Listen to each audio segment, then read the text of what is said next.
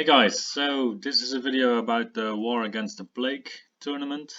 So as you are aware by now, there's not a lot of events being held globally even, which is quite impressive in a bad way.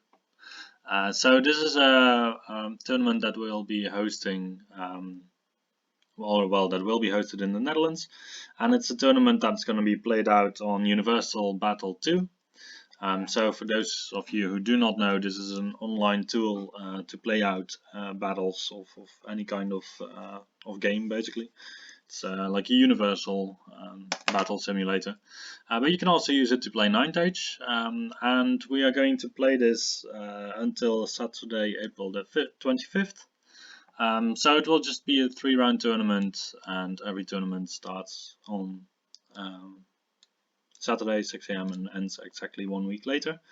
So this means that for one round we have 1 week of time to play it, and then there's going to be 3 weeks of this.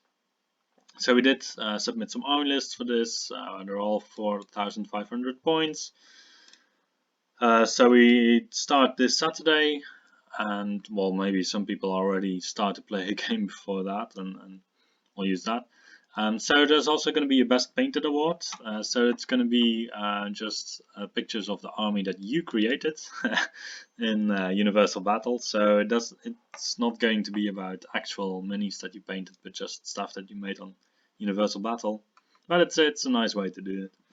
Then we have round 1 counter thrusts, round 2 and with secondary objective breakthrough. Round 2 down assault with capture the flags, and round 3 frontline clash with hold the ground. Okay, so then the same scoring as usual. So then we go to the lists. So there's a total of about 20 lists, I think. There's some duplicates. We have nearly all the armies. We are just missing the Dread Elves. So I would say that is actually very exciting because there's just a widespread in the different armies. Which is always a good thing, I think. So I'll just kick off with Martijn. Martijn is bringing a dragon with a chosen lord on top of it. Then he has a sorcerer on a sky wheel, being a wizard master. Then he filled it up with warriors, with warrior knights, Feldraks, and a chimera. I think it's an interesting army. The only downside is that it has just a very low amount of wounds, and it only has practically one chaff piece, being the chimera. I think it might still actually do quite okay on the table. I would have advocated for a Helmor in there, because everything in the army can actually go through the Helmor portals except for the Chosen Lord. So I think if you have a list of Warriors of the Dark Gods that can feature a Helmor, and where a lot of people of units that you have can go through the portals, I would definitely say it's an auto include. So there's also this guy called Alexander Schmidt on YouTube who did a lot of reviews on just specifically playing Warriors of the Dark Gods and also the use of the Helmor. And I think I agree with him that basically it's just a chariot with some extra points for the portals, for the ability to do the portals. And it doesn't have Swift Stride, but it has 5 wounds with a 5+ Aegis save. It's a decent piece, and then yeah, in a list like this, I would just include it just for the matchups where you're not confident that you can run at the enemy turn 1 and go through his lines. So that if you include the Helmor in your list, you can just wait for 3 turns basically, and then start the portal fun, and then mob up the enemy army in 3 turns, because this army is able to do things like that. Yeah, so another interesting thing is the dragon, of course. I would always, I think, yeah, I would always put Pride on a dragon, just for the minimized roll. You can always get screwed by the dice gods. Roll just a lot of ones on your 2-hit rolls, on your 2-wound rolls, and then if he flees away and you get caught, it's 900, well, 1100 points down the drain. So I would always play this model with Pride, even though you maybe get a little bit of lower damage output, you're not going to flee away anymore. So I think that would be the better choice here. And same goes for the warrior knights. Lances with gluttony is also very nice because then your gluttony compensates for the lack of having lances in the turns after. But I think with warrior knights you want to rely on your 1+ armor save.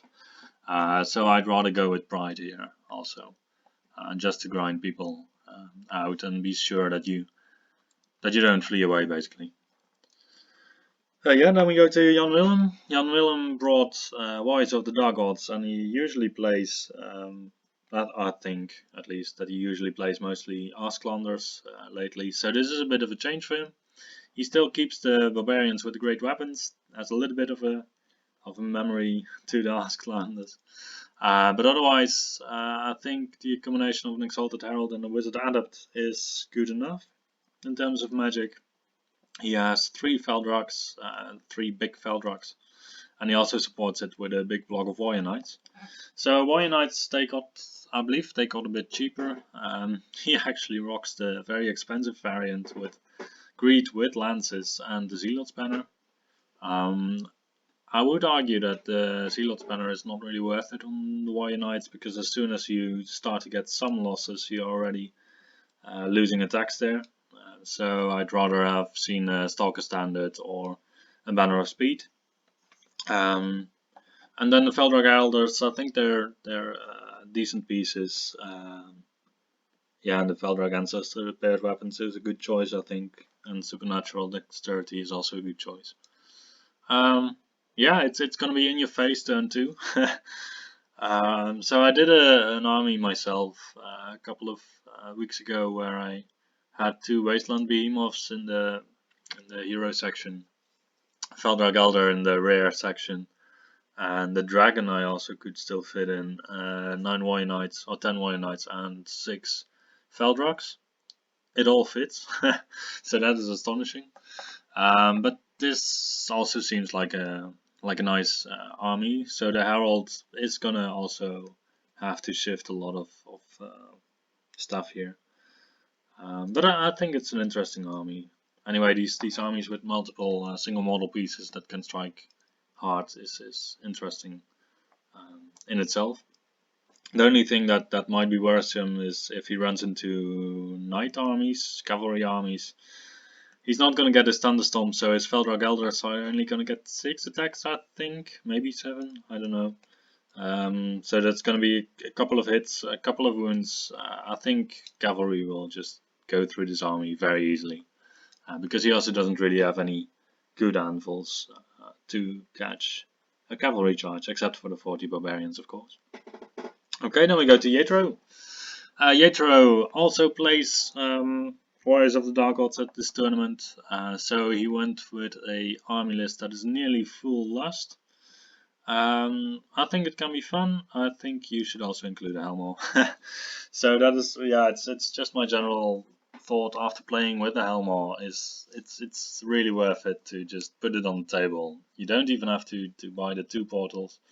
If you want, you can buy 1 portal. But in some matchups, you don't even have to. It just makes your army so much more versatile than not having it. And also this army doesn't really have the mobility to put pressure on your opponent turn 2. So, because your chosen, they still only have movement 5. Your warriors have movement 4. It's kind of slow. Yeah, but yeah, it could be a nice army. I don't know how exactly it would play.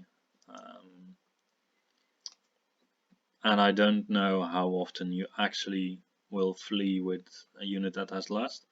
Like when I encounter Warriors of the Dark Gods with a lot of units of Lust, then I usually end up in a situation where it is advantageous for my opponent to flee with one of his units with Lust, but I am also able to charge with a second unit on his unit that has Lust, so that he doesn't get a minimized roll anymore for the rallying afterwards, and I'm still able to catch him in some cases. And yeah, you're still rallying on a Discipline 9 roll, but Discipline 9 roll on a unit that's more than 600 points is really, yeah, I don't really like it. So I would say that for units that are like more than 400 points, I wouldn't put Lust on them. unless it's just specifically for the Strider, which is also fair for the Chosen Knights, of course. Yeah, then we go to Quixote. So Quixote went for a Path of the Exiled army, or a themed army. So he has a lot of Wretched ones, he has a lot of Forsaken ones, and he obviously has Lord of the Damned on one of his characters. So this one gives you the reroll on the random move of the Wretched ones and the Forsaken ones, as long as you're within 18 inches of set pieces. So I think it's very important for him to have a sorcerer that is a little bit mobile, but also can be in a bit of an anvil unit. So I think he did a good job by mounting him on a battle shrine and putting him either in a unit with the Banner of Speed or in a unit with the Banner of the Relentless Company. Because even these 10 warriors with lust, they can actually flee also. So I think this is a nice touch. Because if you put a sorcerer on a battle shrine in a unit of 10 warriors, then it becomes still a block. In terms of footprint, you're gonna have your 3 ranks. You're gonna have the resilience of your warriors. I think it's a good call. The only thing is that you lose ranks quite rapidly. So maybe the warriors are, with Sloth are a better option for this guy to go, but it's matchup dependent, I think. The only thing that this list lacks is a little bit of armor penetration capability. So I see that he went with Forsworn with great weapons and Warrior Knights with great weapons. With Wrath, I think this is a good call, especially the Wrath Warrior Knights. So normally I would say that, as well, I said it before, Warrior Knights, I would prefer them with Pride, but in this list I think the Great Weapon Wrath variant is more suited. So let's just hope that he doesn't encounter too much armor, and then he'll be fine, I think. Yeah, then it's my list. My list is a very interesting list, but I'm not gonna talk a lot about it, just to not spoil too much of the hidden gems in there. So I do have a dragon. It's a big bad dragon, and it's gonna eat you. And let's go to the next one. So we have Edwin. Edwin has 2 vampire counts that are nearly as expensive as my dragon. So they're both Brotherhood of the Dragon vampires on spectral steeds. So these are highly mobile pieces. They can get in situations where you don't want the vampire count to go. They both have a 4+ save after their armor save. So one of them has the Regen Death Cheater and the other has the Legend of the Black King for 4+ Aegis. They both have basically the exact same loadout afterwards, with just a collection of weapons with plate armor. And Eternal Duelist. Eternal Duelist is really good on these pieces. And then one of them has the Knight's Crown so that the other person doesn't get any weapon bonuses against the vampire count, and the other has the Eternity Gem so that he has a 2+ Aegis against the first wound suffered, I believe. So the Eternity Gem is on the character with the Death Cheater, so that if you encounter something like a Ballista with flaming shots, you can first use the Eternity Gem and then still have your Aegis, basically. Yeah, so these are basically the army. They don't do a lot for the rest of the army because you only have 2 wizard adepts on occultism, so probably they're both gonna get a rise. One of them is gonna get Pentagram of Pain, maybe the other also, just to be able to heal a bit back the wounds that you get on the counts. But alternatively, depending on the matchup, you could also take the Breath of Corruption or Hand of Glory to improve your ward save even further. They're good pieces as long as they roll well, and you ensure that with Eternal Duelist.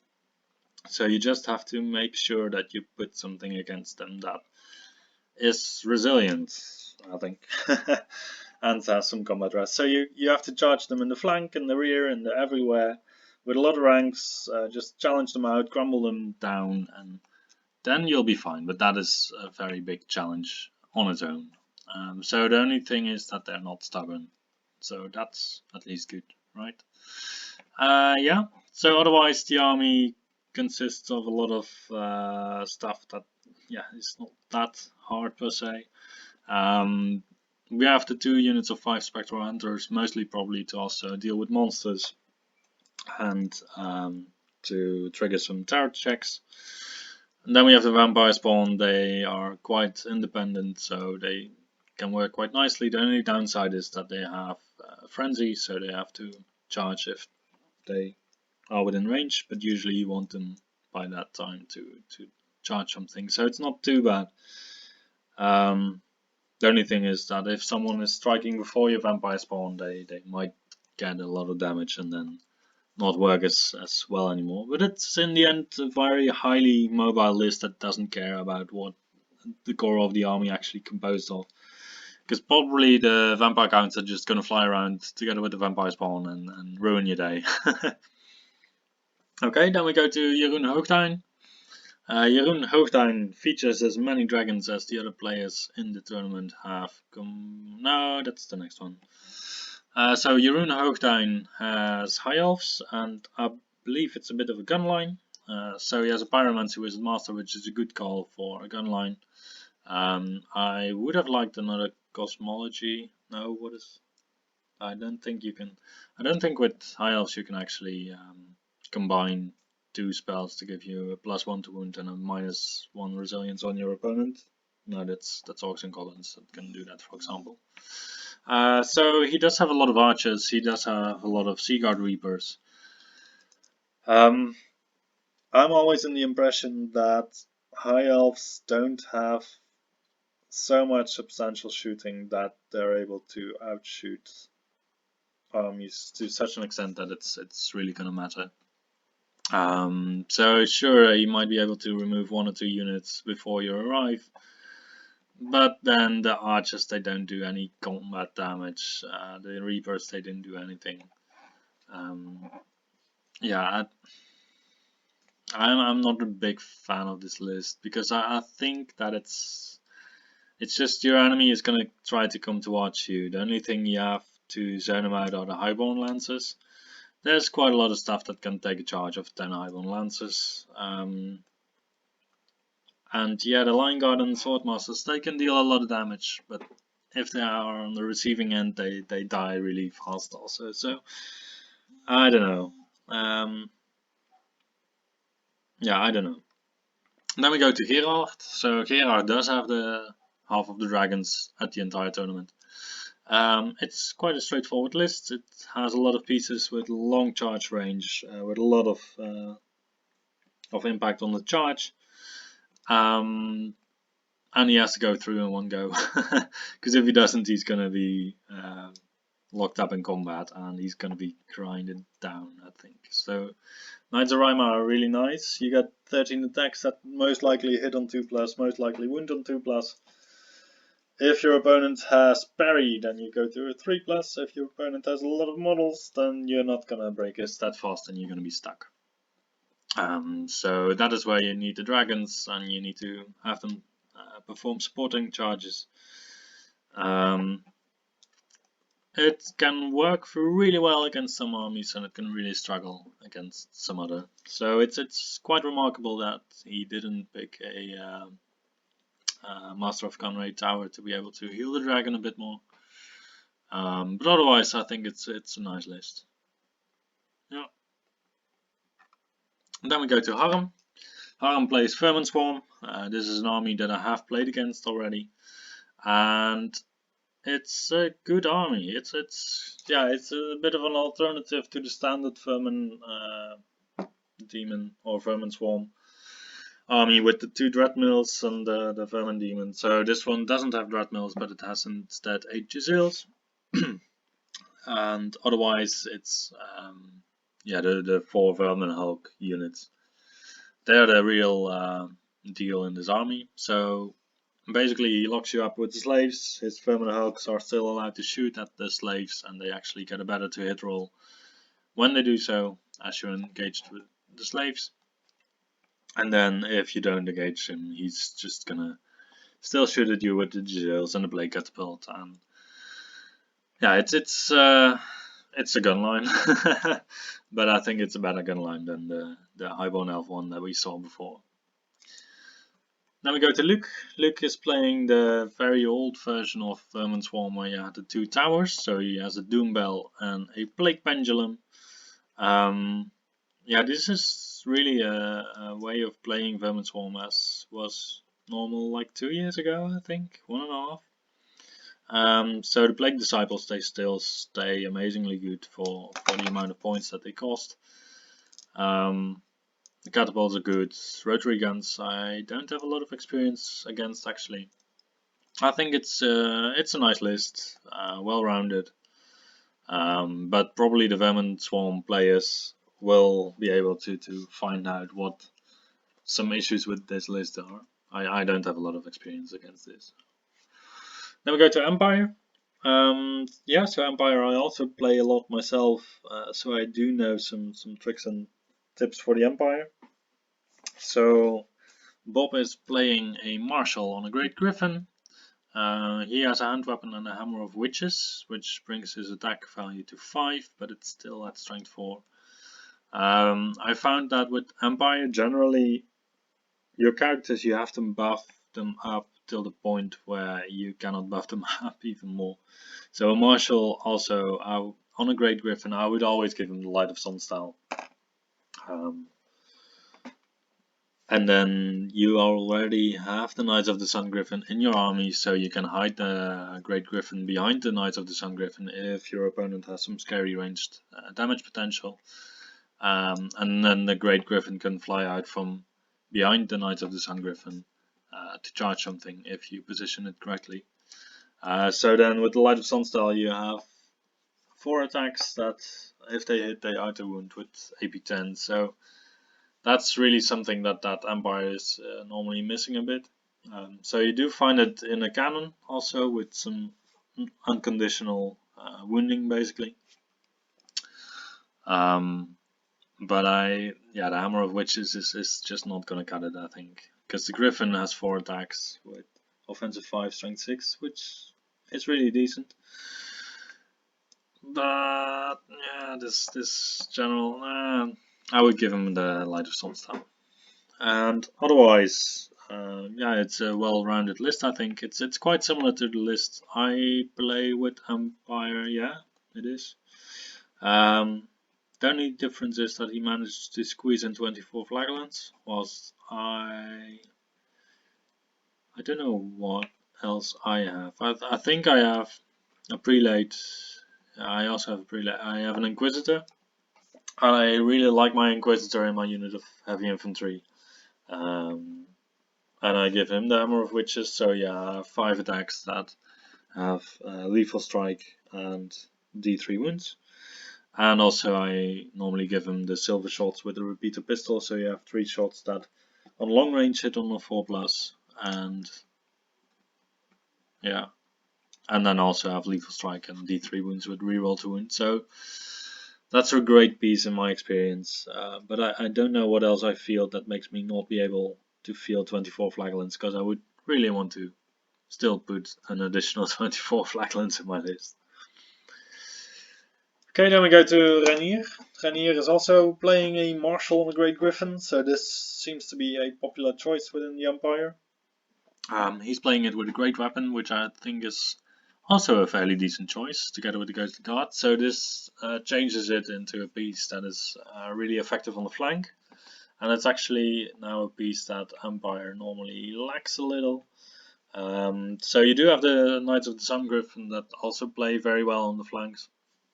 But maybe to just get a little bit of extra power in there and a little bit of mobility, he went for the Great Griffin. So this list has actually a total of 11 Griffin related pieces. So he has 9 Knights of the Sun Griffin and 2 Great Griffins. He also has a Wizard on a Great Griffin, and I think this is an amazing choice. So a Wizard on a Great Griffin for Empire normally starts out at 200 points. And I think he made a little bit of a mistake by making it a Wizard added and giving it the Talisman of Shielding.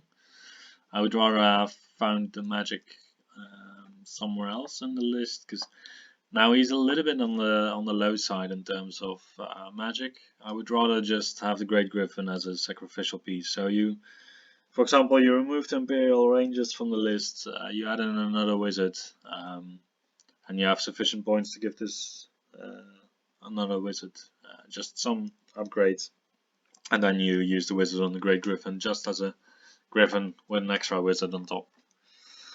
Yeah, otherwise it's a knight list. He has the Arcane Engine, probably for the Electoral Cavalry. The Electoral Cavalry are knightly orders and they have lances. For this, I would rather have seen cavalry picks actually, because you have the bounce spell on your Arcane Engine to give them +1 strength also. With the lances, you don't really benefit from it if you charge away, because then you're away from your Arcane Engine anyway. So you don't really want to do that, and I think that the cavalry picks are better at grinding. So I would actually have gone for the cavalry picks here, just because of the synergy within the army. So the next one is Paul Hasselt. He's playing Sylvan Elves, and he's playing a bit of a balanced army. I don't know if balanced armies work quite well for Sylvan Elves, because I don't encounter them too much. So he's doing a little bit of a mix of the trees and the elves. And yeah, these ticket beasts, they can really ruin your day. I personally experienced that with the Chaos Chosen Lord going in there with the Burning Portent and just getting his ass whooped. So they work best if you also have some kind of Druidism in your army, and Paul also has a Wizard Adept on Druidism. So I think if you really want to get a 20-0 against this list, first priority is to just kick out this Druidism Adept. But probably he's just hiding in the back a bit. Yeah, otherwise he has just some archers, some dryads for the core. He has the 3 fathers to hopefully just lock up some things and just grind them down. And then he has the Pathfinders and the Sylvan Sentinels. So if you're able to do any damage on these Pathfinders and Sentinels, please go for it, because they really grind you down through the shooting over time. So the next one we have is Marcel Ritsma.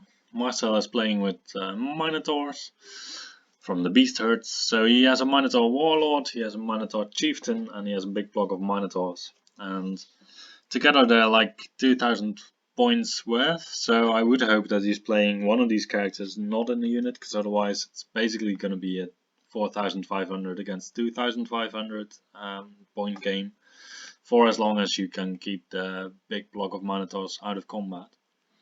Otherwise he has a couple of raiding chariots, he has a Soothsayer on a raiding chariot, so he's gonna be delighted to play against stuff that is not as sturdy but relies on hitting first, like Sylvan Elves.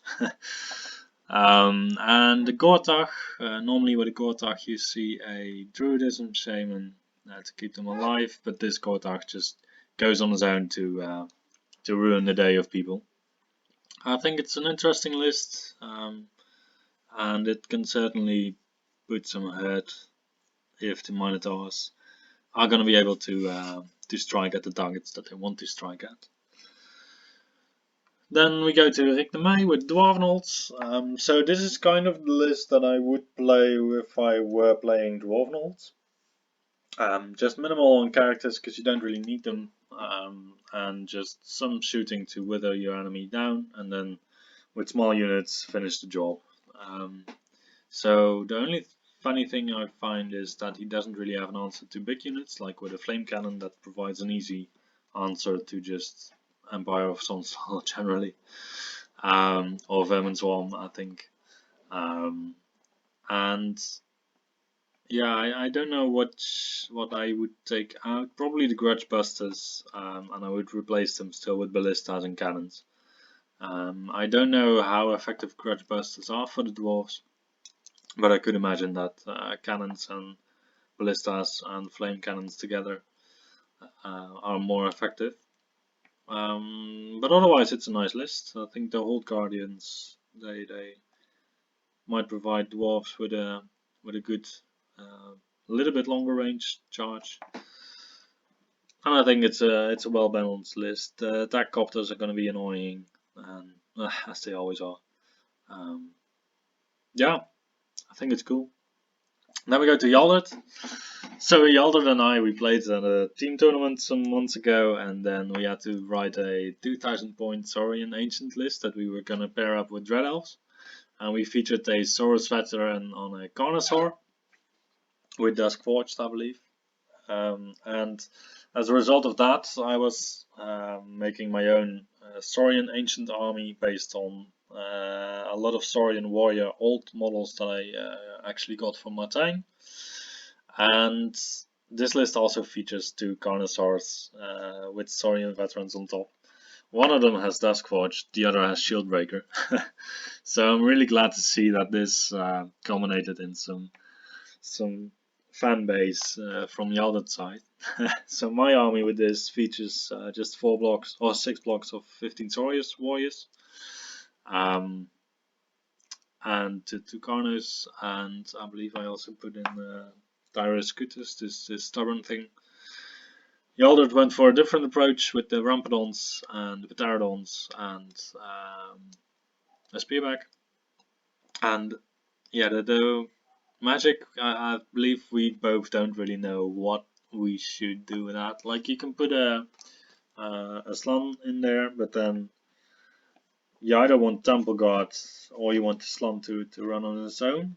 In my army, if the slum runs on his own, he's going to be targeted by anything that's out there. So you would have to give him the 2+ Aegis against ranged stuff. But then the question is, are you mobile enough to be able to evade the character hunters, like a dragon or so?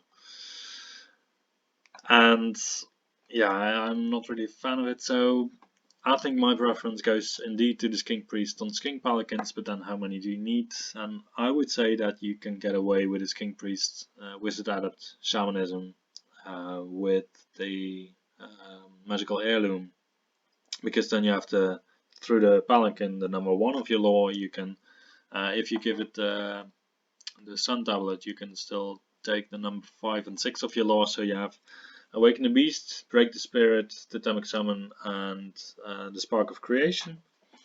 I think that's a really nice set of spells for your magic, and magic doesn't always have to be really impressive, so spending another 300 points to make your magic phase a bit better, I don't know about it, because it's also like another unit of Soros Warriors. But otherwise, I think it's a nice list. I think it's a nice change from the usual Soros lists, and I wish Yaldert the best of luck with his list. Then we go to Mike. Mike, I believe, normally plays with a lot of Nashers, and he has a lot of awesome models for his Nashers. And yeah, he's just now playing with a little bit of Nashers, and otherwise with some Adbashers, some Gargantulas. I think Gargantulas are still going to be one of the most interesting pieces of Orcs and Goblins. What else does he have? He still has an Orc Warlord on a Wyvern with Titanic Might, so that's a bit of an interesting choice. Because this Orc Warlord starts already at a strength of 5. He goes to strength 6 on the first round of combat. He goes to strength 9 with the Titanic Might. That's definitely going to be enough to wound anything in your way. Maybe it's really orky. I like the fluff behind it, like kill. But yeah, I don't know if it's the best. Maybe Shieldbreaker would have been better actually. I think Shield, but then you go to the limitation that you can only hit on a 3+ at best. So that's a little bit of the sad aspect of Shieldbreaker, of course. But then again, they had to balance it in some way. Yeah, I think it's a nice list. The only thing is that with Ocean Goblins, I would not be able to resist the temptation of just putting in 2 bolt throwers, skewers, just because they're so incredibly cheap and they really can solve a lot of problems that you might otherwise struggle with. Then we go to demons. So we have Tom Reuring. He's bringing a couple of greater demons. So this is, I believe, the new trend in Demon Legions, where you bring 2 greater demons that are kind of buffed up, but not to the extreme. So his Scourge Yeah, it's a Scourge. I don't know if this is the setup that most people prefer on the Scourge, because I don't believe he has the lightning reflexes on there, if I'm right. He has that shit in his skills, which is good. Living Shield gives him parry, I believe. I don't think that's necessary. And the Hammer Hand is worse than the lightning reflexes, so I would trade in Living Shield and Hammer Hand together if they are that cheap for the lightning reflexes. Yeah, he made it a wizard out of the thaumaturgy. Maybe evocation could have been better for himself, but I don't know. Now we have a lot of Lemures to just keep things stuck, so that's probably his way of making sure that his demons get to do what they do. So he's just gonna stack you up with the Lemures, and the greater demons come in. Maybe even double team, and then clean everything up. Then he has two Blazing Glories. And yeah, a collection of specialists to deal either with sorcerers, with I don't know what, and with great big things. I don't know if this Titan Slayer is really good, because I've never seen it actually in action, so probably the demon players don't really like it. But it doesn't mean that it isn't good. Then we have Infernal Dwarfs, we have Maurice Moore. So he's playing a bit of a balanced list. He has Prophet, who is a wizard master on alchemy. But he doesn't pair it up with a BSB with Icon of the Inferno, but he instead has a Chosen of Lugar BSB. So I believe this is like the kind of greater demon, or I don't know what kind of model this is. So these Disciples of Lugar, they are, I believe, the Slayer variant of the Infernal Dwarfs. But I believe they're like supernal and demon-like.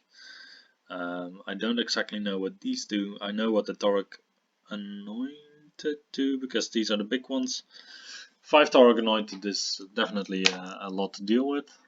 Luckily, they just have 3 wounds each, and not 4 wounds like the Feldraks of Warriors of the Dark Gods. But they do have Devastating Charge plus 1 armor, so they go to a 2+ armor save on the charge, I believe.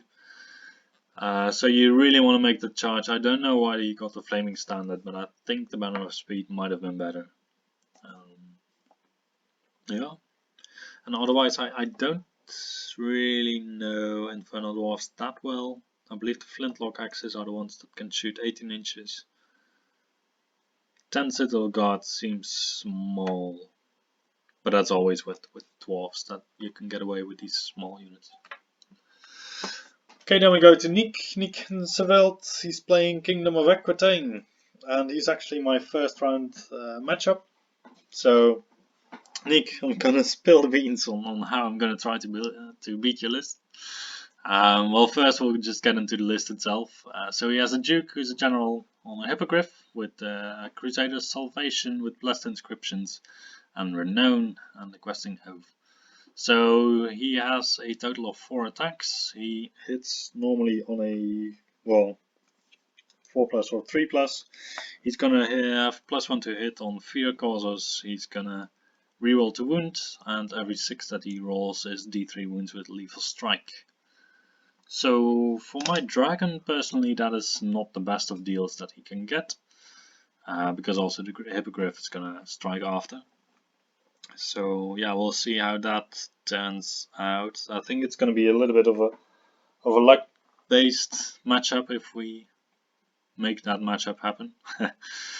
Then we have a Duke with a Fortress of Faith, so he rerolls once to hit, once to wound, and he rerolls once on his armor save with Supernatural Dexterity and Might. He's probably going to go in a unit to just amplify the damage output a bit. I think 400 points for this Duke is quite reasonable, and he does add some power to the unit where you need it. Then we have a Paladin, who's the BSB.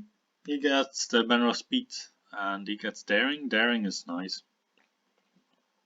Daring is really nice. Yeah, Yeah, and then we have just a collection of Knights of the Realm, Knights Aspirant, Knights of the Quest, Knights of the Grail, and Scorpions. Yeah, I think it's a bit of a shame that you didn't put any command on any of your units, otherwise, other than a musician on your Knights of the Quest. I know Jan Willem really likes musicians, and he thinks that any unit over like 300 points should definitely have a musician, I believe. And I don't disagree with him, but in some cases I also don't agree on that point. So I would rank the value of a champion in your units more highly than a musician in this case. Because then otherwise, if your opponent goes in with a character, he's going to be able to do a lot of damage to your units without you being able to challenge the character out. And usually your opponents also have champions, so then in the first round this is not going to be an issue, but still, there's like Greater Demons. If a Greater Demon charges into your knights, then it's really nice to have a champion there. Yeah. Yeah, and otherwise Knights Aspirant, I think the 10 Knights Aspirant. Yeah, I know it's quite popular to make a big unit of Knights Aspirant and give them the banner of the imminent charge. I don't know what banner that gives you the impact hits, and I think that's maybe better than to have another unit of Knights Aspirant in there. So I would switch out 5 Knights Aspirant to make the unit of 10 bigger and give him the banner. Yeah. Then we go to Mcboot. Mick has Undying Dynasties. Yeah, he basically asks the question of whether you can deal with 2 Battle Sphinxes or whether you can't. This is a very common question that Undying Dynasty players ask us. And yeah, maybe every army should have some way of dealing with Battle Sphinxes, but yeah, otherwise the army is funny in a way that I don't really know that well how Undying Dynasties works. And my first impression is that this army doesn't really have any anvils, but that's my fault there. But the Scout and Chariots, it's also just units of 12 wounds, and those are the biggest. Yeah, you have the 20 skeletons in which the hierarchs are gonna be. So probably you try to zone out your enemy with just all of your different units. I don't think you have the mobility in your list to play Amazu. You can't flee away with anything. I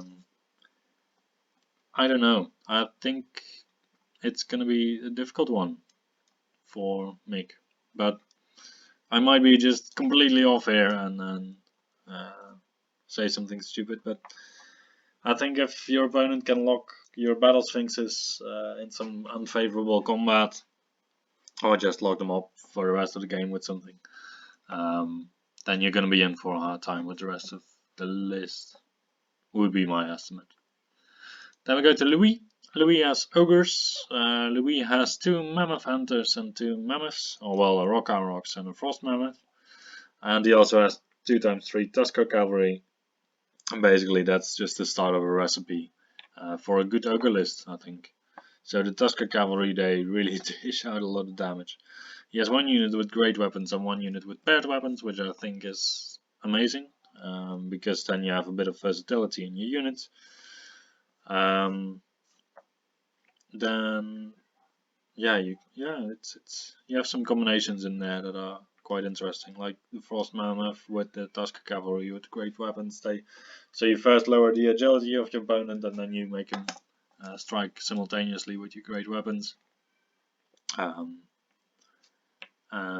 yeah, these Mammoth Hunters, they just have the stuff you would expect them to have, I think. He only has very limited magic, I believe, because he only has a Wizard Adept on Pyromancy. But then with the Rod of Battle, and I don't see any other magic in there. So that is quite daring. So what kind of magic would he want? Flaming Swords is not even going to be that useful to him, so probably Pyroclastic Flow and his Hereditary, and then he's gonna first do the bounce spell of the Rod of Battle, then cast the other 2 spells and get 1 spell through, probably. Oh, fun. Yeah, so that's it. That's the end of it. Yeah, we're gonna play these games, and yeah, I'm still doubting whether to make battle reports of these or not. I don't think I will in the end, just because Universal battle reports are not that interesting to look at, I find. Yeah, so thank you for watching, and well, who is gonna be the winner? What are your predictions? I will see you next time.